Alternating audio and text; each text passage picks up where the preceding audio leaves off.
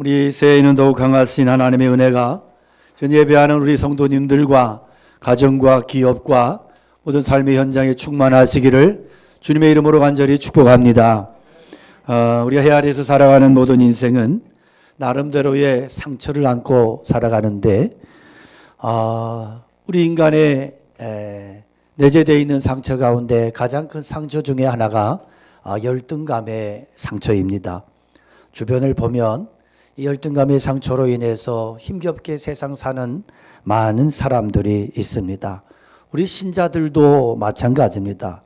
물론 열등감의 상처를 가지고 있다고 해서 하나님이 버리시는 거 아니고 사용하지 않는 거 아니에요. 성경에 보면 열등감 가진 사람들도 하나님께서 여전히 쓰셨어요. 그런데 열등감을 극복하지 못한 인생은 계속해서 풍성한 하나님의 사랑을 누리지 못하게 되고 반복되는 좌절감으로 이렇게 반복되는 그런 아픔을 경험할 수밖에 없고 또 인생을 살아가면서 인격적으로 영적으로 성숙할 수 없는 그런 아픔이 그런 한계가 있습니다. 열등감의 상처를 치유하지 못하면 결정적인 순간마다 좌절하게 되고 절망하게 됩니다. 또 이 상처가 많으면 감사하기보다는 불평하게 되고 원망하게 되는 일들이 반복이 됩니다. 그래서 이것은 다른 사람들과의 관계도 좋지 못한 영향을 미치게 되고 그리고 주변 사람들에게 내 안에 있는 상처만큼 계속 쏟아내게 되기 때문에 나중에는 주변에 친하던 사람들도 다 떠나가게 되고 홀로 왕따 인생이 되어버리게 되는 것입니다.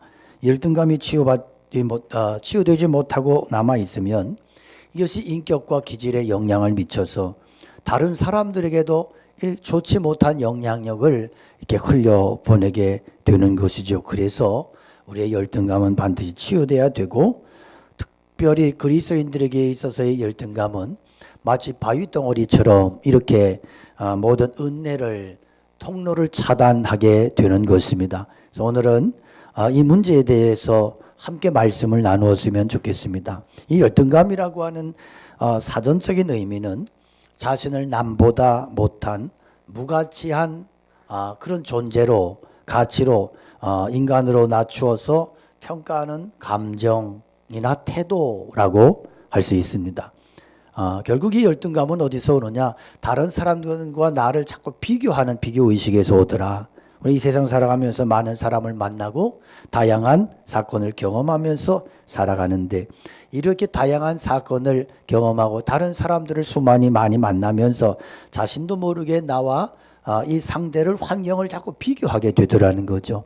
저 사람과 나를 비교할 때 내가 못나 보이고 없어 보이고 내가 여러 가지로 이렇게 열등하게 보이는 이런 생각을 끊임없이 하게 되고 또 다른 사람들과의 관계를 이렇게 살아가면서 계속해서 저 사람이 나를 어떻게 평가할까 그렇게 생각을 하고 의식하면서 이렇게 살면서 저 사람과 비해서 내가 저 사람만 못하다 이렇게 자기 자신을 계속해서 비하시키고 비교하면서 무능하고 무가치한 존재를 여기는 이 만성적인 자기 개념 이것이 바로 열등감이라는 거예요.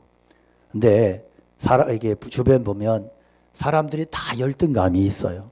뭐 잘난 사람은 열등감이 없느냐? 많이 가진 사람은 열등감이 없느냐? 배운 사람은 열등감이 없느냐? 아니요, 다 있어요. 모든 사람이 이 열등감으로부터 자유롭지를 못해요. 특히나 요즘 현대는 외모지상주의예요. 외모가 권세고 능력이래요. 그래서 보여지는 게 너무 큰 거예요.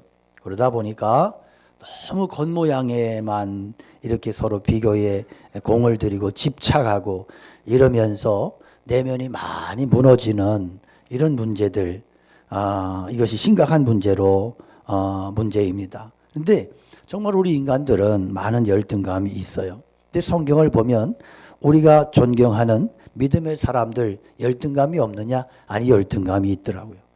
모세도 보니까 심한 열등감 덩어리. 40년 동안 애굽의 왕자로 살다가 그 쫓겨나서 광야 생활하고 그리고 80살에 하나님이 부르시잖아요. 불러서 하나님이 뭐라 그러냐면 너 가서 이스라엘 백성들을 내 백성을 구원해내. 애굽으로도 구원해내. 그랬더니 모세가 뭐라 그러냐면 내가 누구간데 바로에게 가며 이스라엘 자손을 애굽에서 인도해 내겠습니까? 그러니까 내가 누구간데 아니 나 사람 잘못 봤다 그지 사람 네? 나 같은 놈이 무슨 그런 일을 할 수 있겠습니까?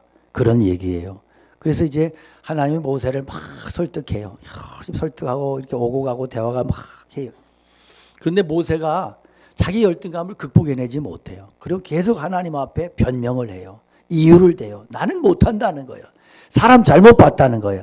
아니 쓸만한 사람을 써야지. 보낼 자를 보내야지. 어떻게 나 같은 무지한 인간이 무능한 인간이 어떻게 바로 앞에 파라오 앞에 서서 이 얘기를 할 수 있겠습니까?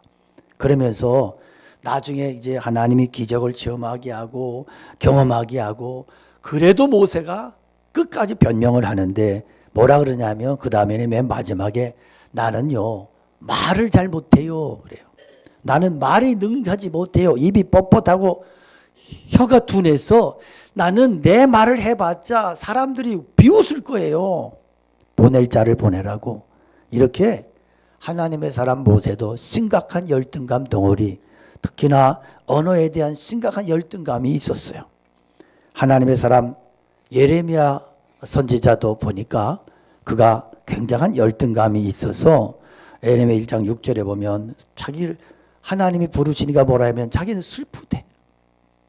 하나님이 부르시면 우리 같으면 할렐루야 이러고 막 뛰어나가야 되잖아. 그런데 예레미야는 뭐라 하면 슬프대. 막 울어. 하나님 불렀더니 그러면서 뭐라 하냐면 자기는 아이래. 어린아이와 같아서 말할 줄을 알지 못한대.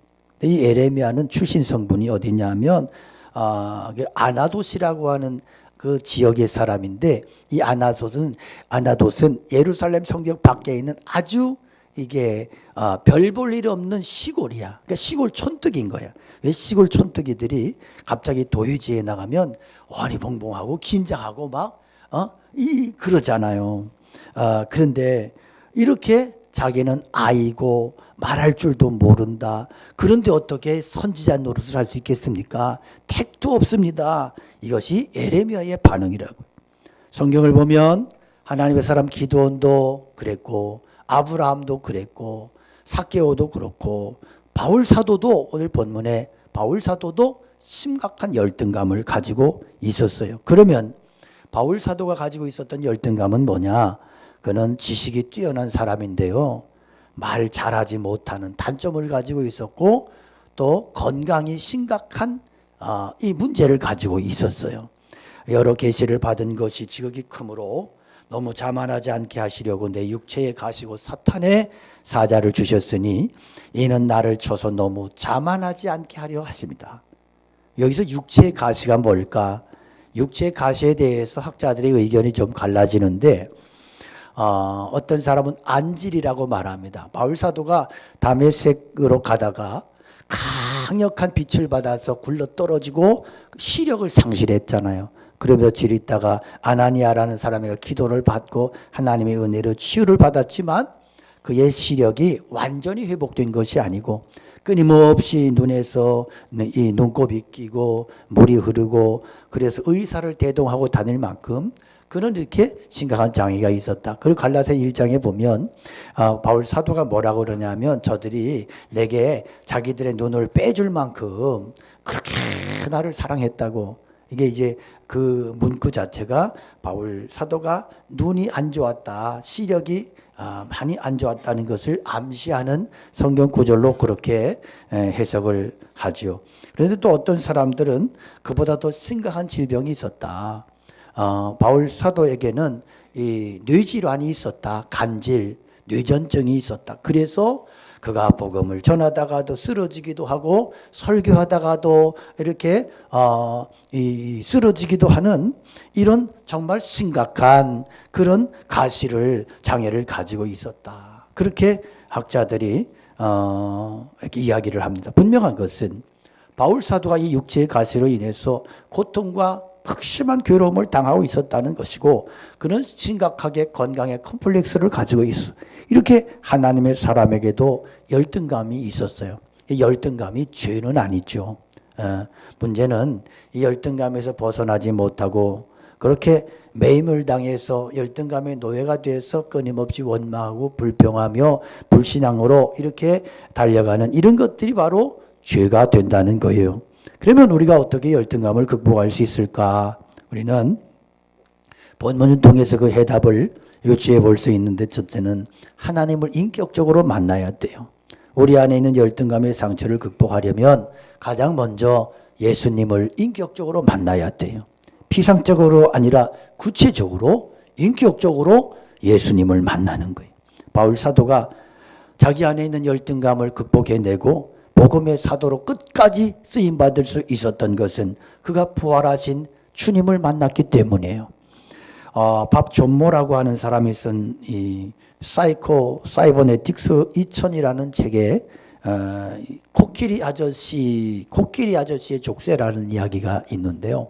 코끼리를 처음부터 길들일 때 어떻게 길들이냐면 새끼 때부터 말뚝에다가 끈을 매서 붙잡아 매놔요. 뒷다리를 하나를. 그리고 한 2m 되는 끈으로 이렇게 놓으면 새끼 때 이 코끼리가 자꾸 가려고 하다 보면 힘이 없으니까 줄 때문에 넘어지고 도망을 못 치잖아요. 그것을 계속 붙잡아 매놓으면 덩치가 그보다 10배, 20배 덩치가 커져도 못 가는 거예요. 왜? 뒷다리 끈을 매놔가지고. 그래서 고정관념이 생겨요. 코끼리한테 나는 이 끈만 맺어 있으면 나는 도망칠 수 없다. 그래가지고 사실은 코끼리가 힘이 얼마나 세요. 툭 이렇게 하면 줄이 끊어지고 말뚝이 뽑힐 텐데 전혀 그럴 시도조차도 전혀 못하고 큰 코끼리가 매는 줄에 매여가지고 평생을 그렇게 그 자리를 떠나지 못하는 거예요. 여러분, 오늘날 많은 사람들이 코끼리처럼 이렇게 그런 사고방식에 운명적 사고방식에 그렇게 붙들려서 살고 있어요. 부정적인 자아상에 갇혀서 불신앙의 사고에 갇혀서 얼마든지 벗어날 수 있는데 사로잡혀서 그 자리를 도망치지 못하고 극복하지 못하고 얼마든지 더 나은 창조적인 삶을 살아갈 수 있는데 예전처럼 그렇게 패배의식에 실패의식에 붙잡혀서 붙들려서 살아가는 거예요. 자아상을 바꾸지 못해서 그래. 여러분, 우리가 하나님 앞에 예수 믿으면 변화된다 그랬잖아요. 그러면 예수 믿으면 변화되는 건 맞아요. 그런데 뭐가 변화된다는 거냐? 가장 큰 변화, 결정적인 변화가 뭘까요? 예수 믿으면 키가 커집니까? 예수 믿으면 간땡이가 붓고, 예수 믿으면 모든 게 막 환경이 막 달라지고 기도하면 하늘에서 벤치가 10대씩 떨어지고 이런 겁니까? 내 땅값이 1000배로 오르고 이러면 얼마나. 여러분, 그런 일도 일어날 수 있겠지. 그런데 예수 믿으면 변화된다는 말은 뭐냐 하면, 따라합시다. 우리의 눈이, 가치관이, 사고방식이 변화되는 것입니다. 믿으십니까? 네, 그래요. 눈이 바뀌는 거예요. 신앙은요, 눈이 바뀌는 거예요. 부정적이고, 그렇게 아주 불평하고, 이런 눈이 바뀌어지는 거예요. 그래서 관념이 바뀌고, 세계관이, 그리고 이런 모든 바로 신앙관이, 가치관이, 자관이, 이 관이 바뀌는 것이 예수 믿고 변화되는 특징인 것입니다. 할렐루야. 그래서 우리가 예수님을 인격적으로 만날 때 불평하던 인생이, 절망적이던 인생이, 무능에 빠졌던, 게을렀던 인생이 달라지는 거예요. 창조적으로 바뀌는 거예요. 충만함으로 바뀌는 거예요. 누가복음 19장에 보면 우리가 잘 아는 키 작은 삭개오 이야기가 나오는데, 사실 삭개오는요 지위가 높았던 사람 아닙니까? 여리고, 당시 여리고 굉장히 큰 도시예요. 거기에 이 세리장이니까 아마 오늘날로 보면 광명 세무소장보다 더 높은 직위야. 그리고 당시 로마로부터 이렇게 세금을 걷어서 내가 먹고 남는 거 로마의 정부에 주고 이랬으니까 돈이 얼마나 많겠어. 그런데 문제는 뭐냐 하면 영혼이 결핍이 있는 거예요. 인생에 만족이 없는 거예요. 그래서 돈이 많으면 풍족할 줄 알았는데 아니야. 돈만 타고 인생이 해결되는 게 아니야. 너무 곤고해. 인생에 너무너무 힘들어. 그런데 예수님이 지나간다는 소문이 들렸는데 세상에 사람이 새까맣게 몰려가지고 어떻게 해볼 수가 없어. 그래서 삭개오가 머리를 썼어요. 그래서 나무 꼭대기로 올라가는 거예요. 여러분 생각해 보십시오. 이게 사회적 지위와 체면이 있는데 어떻게 나무 꼭대기 올라가냐고. 애들도 아니고. 그런데 그것은 뭐냐 하면 삭개오의 심령이 그만큼 절박했다는 거예요. 사모 갈급했다는 거예요. 예수님을 만나지 않으면 내 인생이 어떻게 견딜 수 없는 그러한 갈망이 그의 속에 사무쳤던 거예요. 오늘 우리의 심령 속에 이런 은혜가 임할 수 있기를 축복합니다. 축복합니다. 예수님이 그걸 아셨어요. 그래서 삭개오를 향해서 내려와라. 내가 오늘 너의 집에 유하여야 하겠구나. 그리고 삭개오가 예수님을 그의 집에 모시고 그가 인격적으로 예수님을 만나고 났더니 달라졌어. 뭐가 달라졌어? 물질관이 달라지고 인생관이 달라지는 거예요. 그래서 그가 고백을 합니다. 내 소유의 절반을 가난한 자들에게 나누어 주겠습니다. 누구에게 속여 빼앗은 것이 있으면 4배로 갚겠습니다. 그가 자유함이 그에게 임했어요. 그 예수님 만나고 나서 어떤 사람과 예수 만나면 물질에 복 받습니다. 삭개오는 예수님 만나고 쫄딱 망했는데 다 나눠주고 다 베풀고 무슨 이야기냐 하면 우리 예수님을 만날 때 영생의 기쁨이 하늘의 기쁨이 하늘의 가치가 내 안에 임함으로 세상의 가치는 우스워지더라. 우리가 이런 은혜 이런 축복의 사람들 될 수 있기를 축복합니다. 축복합니다. 여러분 열등감 덩어리 삭개오가 상처로부터 자유할 수 있었던 것은 그 상처를 치유하시고 자유케 하시는 생명이신 그리스도 예수 그리스도를 인격적으로 만났기 때문입니다. 많은 사람들이 그래요. 주님 만나고 싶어요. 어떻게 하면 주님 만날 수 있을까? 주님 만나는 것은요. 엉뚱한 데 찾아다니다가 이상한 것 만나는 거예요. 하나님 만나는 게 아니고 산신령 만나고 귀신 만나고 이러는 사람들이 있어요. 여기저기 가서 막 기도한다 하다가 이상한 은혜 받고. 근데 가장 분명하고 정확하고 확실한 은혜는 뭐냐 하면 말씀을 통해서 말씀을 듣다가 말씀을 읽다가 말씀을 묵상하다가 말씀 훈련받다가 그 속에서 인격적인 하나님을 만나는 거예요. 그 하나님이 가장 정확한 하나님, 확실한 하나님인 것을 믿으시기 바랍니다. 말씀에도 없는 이상한 하나님 만나려고 하고 또 쫓아다니고 돌아다니고 막 그러다 보면 마귀가 탁 이렇게 선한 탈을 쓰고 그래 내가 네 아버지다. 그러니까 막 그 은혜 받고 이래도 잘못되고 픽 돌고 이상하게 가고 이단에 빠지고 이러는 거예요. 그러니까 여러분 말씀을 통해 부어주시는 하나님의 은혜를 사모하시기 바라고 항상 하나님의 말씀을 가까이 하고 하나님의 말씀 붙들고 살아가는 새날 새해가 되시기를 축복합니다. 축복합니다. 나를 간절히 찾는 자가 나를 만날 것이라고 했어요. 그래서 말씀 붙들고 순종하며 살아가기로 결단할 때 살아계시며 함께하시며 응답하시는 하나님을 만나게 되고 누리게 될 줄로 믿습니다. 또 한 가지는 오늘 본문이 약점을 붙들고 기도할 때 우리가 이 모든 열등감과 상처로부터 자유하게 된다는 거예요.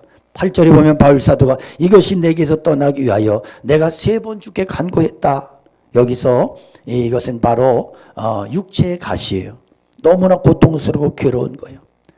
이게 막 이 가시의 특징이 뭐냐면 찌르는 거예요. 지속적으로 이렇게 잠깐 뭐했다가 또 고통이고. 그런데 바울 사도가 육체의 가시가 떠나기를 3번이나 기도했대. 근데 여기 꼭 3번만 기계적으로 3번만 기도했대. 그게 아니고 여러분 아프면 아픈 사람은요 늘 기도하잖아. 그죠? 우리 어르신들이 권사님들이 일어설 때마다 아이고 주여 아이고 주여 이러거든. 그래서 기도야 기도. 그게 기도잖아.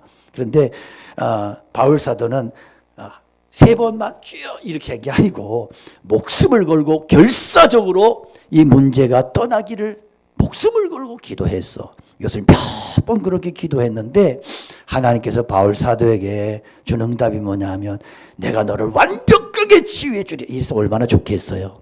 좀 우리는 이런 성경을 읽으면 좀 유감이야. 그죠? 아이고 하나님도 좀 그렇게 기도하는데 그래도 바울 정도 되면 그냥 완벽하게 치료해 주시고 완벽하게 회복시켜 주셔가지고 바울 사도가 좀 능력 있게 더 능력 있게 해서 많은 사람 치유하고 고쳐줬으면 얼마나 좋겠어. 그건 내 생각이고 하나님의 생각은 전혀 딴판이요. 하나님 뭐라 그러냐면 내 은혜가 너한테 충분해. 왜 그러냐? 내 능력은 약한 데서 온전하여지는 은혜다. 그러니까 우리 생각에는 그렇게 해주면 그가 능력 있게 쓰임 받을 수 있을 것 같지만 쉽게 교만해지고 쉽게 망가지고 변질되고 그래서 그가 하나님께 버림받는 그런 그럴 수 있다는 거예요. 그래서 하나님께서는 그에게 은혜의 통로를 만들어 놓으셨는데 그 은혜의 통로가 뭐냐 하면 육체의 가시요. 그래서 그 아픔을 가지고 기도하고 여러분 우리가 그러잖아요. 우리는 이렇게 문제가 없으면 기도 잘 안 해. 기도를 안 해. 문제가 있어야 돼. 그래서 어떤 때는 사업이 좀 꼬이기도 하고 어떤 때는 자식이 속도 썩이고 어떤 때는 내가 질병에도 걸리고 뭐 이런 일들이 있어야 우리 약함을 알잖아. 그리고 기도하게 되고 엎드리게 되는 거예요. 금식해 보면요. 막 하루 세 끼 밥 먹으면 막 자기가 아주 엄청나게 대단한 능력자인 것처럼 기고만장해. 여러분 밥 세 끼만 굶어봐요. 등신됩니다. 해가지고 막 아이고 배고파서 미치겠어. 한 3일쯤 굶어보면 그 다음에는 뭐 한 일주일 굶잖아요. 일주일 금식하면 그 다음에 물병 금식해도 물은 먹어야 되니까 물병들 힘도 없어가지고 물병을 이렇게 하고 이러고 다녀 이러고 금식 기도인가 보면 온전한 사람 하나 다 등신들이야. 비실비실거리고 다니고 찬송을 해도 박수 치라 그러면 한 서너 번 이러다가 팔에 쥐가 나니까 이렇게 하고 앉아가지고 그래서 우리가 왜 이렇게 교만하냐 하면 너무 잘 먹어. 너무 잘 먹어. 저 밥 좀 굶어봐요. 그래야 우리가 얼마나 연약한 인생인가 깨닫게 되는 거예요. 우리가 질병에 걸리면 육체의 약함을 안고 살아가면 곧 그 속에서 내 약함을 아니까 하나님 앞에 기도하게 되는 거예요. 교만할 수 없는 거예요. 그래서 우리가 신앙생활하면서 꼭 기억할 것이 뭐냐면 우리 주님께서는 많은 경우에 우리가 문제를 해결해 달라고 막 기도하잖아. 그러면 하나님께서 그 문제를 똑딱 해결해 주면 좋을 것 같은데 그 문제 똑딱 해결해 주잖아. 그럼 어떻게 되냐면 금방 교만해져 가지고 봐라 내가 기도했더니 똑딱 문제 해결됐다. 네가 똑딱 문제 해결되지 않는 것은 네가 믿음이 없어다. 당장 요러고 돌아다녀. 아주 교만해. 그러니까 하나님이 그렇게 안 해주셔. 대부분 그렇게 안 해주시고 뭐 그 문제 그냥 놔둬. 계속 쌓아놔. 계속 기도하다 보면 하나님이 환경을 이기고 상황을 이기고 내 안에서 영적인 에너지와 능력을 주셔서 그 문제와 싸움하고 씨름하는 과정을 통해서 우리의 영성을 키워주시고 우리의 믿음을 견고하게 만들어주시는 줄로 믿습니다. 그 속에서 하나님의 은혜를 깊이 경험하게 되고 믿음의 사람이 되는 것입니다. 할렐루야. 바울 사도가 그 문제 놓고 기도할 때 하나님 주신 응답이 뭐냐면 교만하지 않게 하려고. 교만하지 않도록. 여러분, 우리 스스로의 삶을 돌아봐요. 우리가 신앙생활, 그래도 이만큼 하는 이유가 어디에 있느냐. 따져보면, 내 약함, 나의 상처, 나의 아픔, 내 열등감, 나의 컴플렉스, 이런 거 다 부대끼고 힘들지만, 그거 붙잡고 하나님 앞에서 신음하고 그것 붙들고 속상하고 그것 붙들고 그렇게 애쓰다가 그래도 그것 때문에 그 결과로 오늘 이만큼이라도 신앙생활을 하는 줄 아십시오. 그렇잖아요. 그러니까 우리 신앙생활에는 뭐가 있냐면 하나님의 아리랑이 있어. 우리 민족은 아린 민족, 쓰린 민족이야. 그죠? 아리랑, 쓰리랑. 이 얼마나 쓰려. 그런데 하나님께서 우리 신앙생활에도 신앙의 이 아리랑이 있다고. 하나님의 아리랑. 우리가 신앙생활하면서 내게 알이랑 고개가 있어요. 쓸이랑 고개가 있어요. 이 고개를 기도하며 넘고 눈물 흘리며 넘고 그렇게 하나님 앞에 기도하고 몸부림치다가 거기에서 내 교만이 깨어지고 내 불신앙의 고집이 깨어지고 그 깨어진 틈으로 은혜가 스며들어오고 그 깨진 틈으로 믿음이 들어오고 하나님의 은혜의 역사가 나를 결국은 이 아픔 속에서 눈물 속에서 겸손한 하나님의 사람으로 믿음의 사람으로 세워주신다는 사실을 믿으시기를 축복합니다. 그래서 내 자신의 약함이 곧 강함이다. 그러므로 내가 그리스도를 위하여 약한 것들과 능력과 궁핍과 박해와 권고를 기뻐하노니 이는 내가 약한 그때에 곧 강함이라. 여러분 성도가 강할 때는 돈이 많을 때가 아니에요. 높은 자리 있을 때도 아니에요.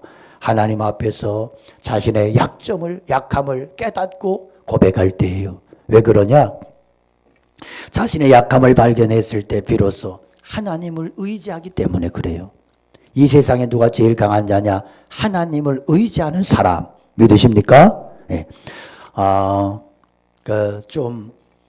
여러 오래전 조금 된 영화 가운데 베어라는 영화를 보신 분들이 많이 계실 텐데 이 곰이 등장하는 영화인데 굉장히 유명한 영화죠. 근데 제가 이 영화를 보면서 잊혀지지 않는 장면이 있어요.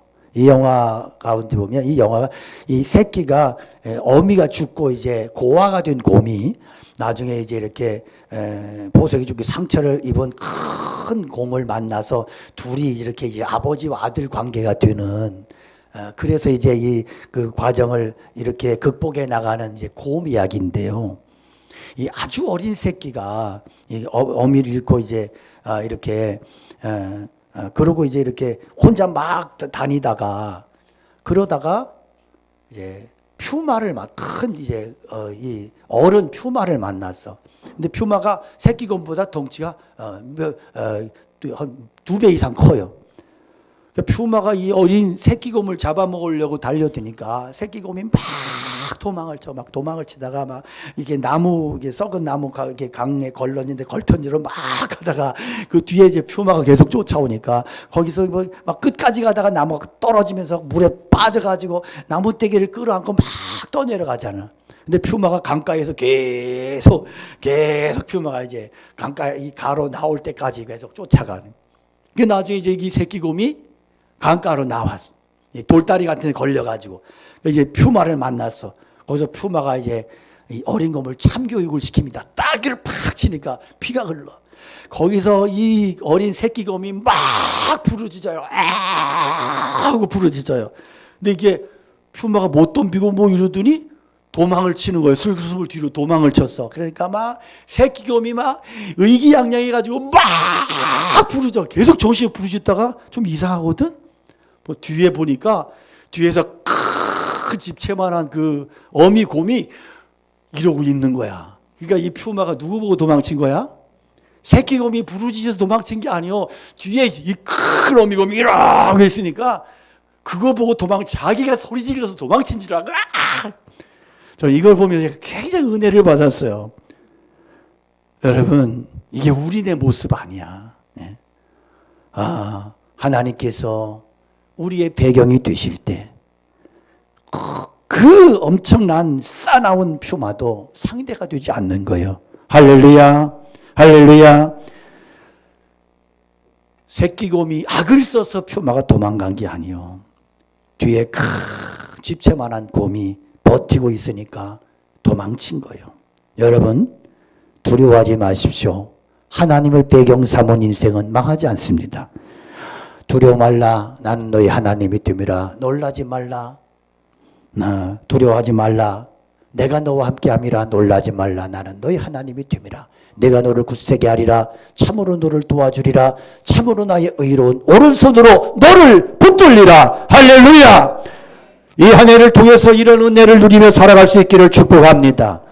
내가 문제와 맞닥뜨릴 때 나는 할 수 없으나 나는 이길 수 없으나 그 문제보다 크신 하나님께서 능력이 그리스도께서 어떤 문제도 능히 막아내시고 쫓아내 주실 줄로 믿습니다. 할렐루야. 종이 한 장은요 쉽게 찢어져요. 이것은 종이는 뭐 질이 좋아봤자 종이야. 그냥 찢으면 찢어지는데 이것을 여기에 딱 붙여놓으면 그러면 이 종이는 강해요. 왜? 뒤에 벽이 있으니까 강한 거예요. 종이는 아무리 강해봤자 종이야. 여러분, 우리의 믿음이 그렇습니다. 우리의 믿음이 종이를 콘크리트에 붙여놓으면 콘크리트에 힘이 되고 철근 철벽에 붙여놓으면 철벽에 힘이 되는 것처럼 하나님께서 우리의 배경이 될 때 우리는 세상을 넉넉히 이기며 승리하게 될 줄로 믿습니다. 할렐루야.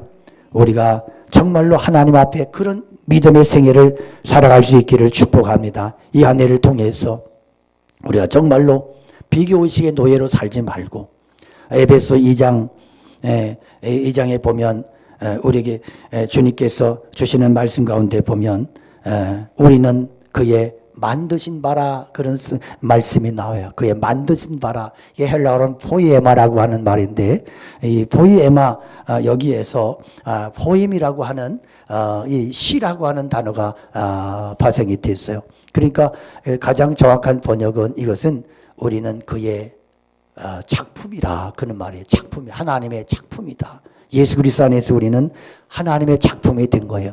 작품과 상품의 차이 아시잖아요. 그죠? 작품은 하나하나의 가치가 절대 가치야. 값으로 매길 수 없는 거예요.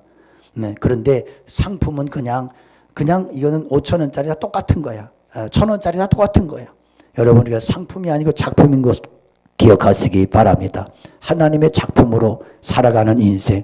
그래서 우리는 하나님 앞에 절대 존귀한 인생, 하나님 앞에 그래서 비교의 가치로 비교의식의 비교의 노예로 사는 인생이 아니라 창조적인 가치를 가지고 창조적인 믿음의 싸움을 싸워나가는 하나님의 사람들, 거룩한 믿음의 싸움꾼들 되시기를 축복합니다. 정말로 우리가 썩어빠진 세상 정신 붙들고 그렇게 노예가 돼서 그렇게 피곤한 인생 살지 마시고 오직 여호와를 앙망하는 자는 새 힘을 얻으리라. 독수리의 날개침이 올라간 것 같을 것이요 걸어가도 피곤치 아니요 뛰어가도 다름질하여도 넘어지지 않고 자빠지지 않고 피곤치 않는 그런 창공을 날아 오르는 거룩한 야성 가진 하나님의 친 백성, 믿음의 거룩한 백성으로 세상을 승리하는 이 거룩한 한 해가 믿음의 한 해가 되시기를 주님의 이름으로 축원합니다. 축원합니다. 우리 함께 말씀 기억하면서 찬양으로 믿음의 고백 올려드리겠습니다.